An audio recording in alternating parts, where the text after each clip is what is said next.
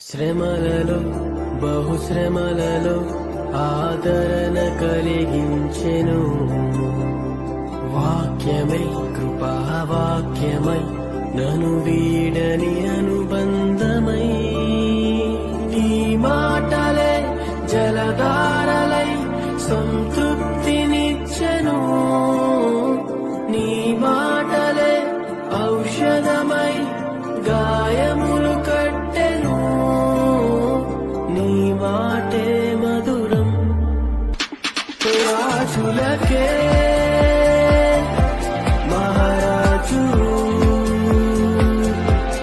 కృప చూప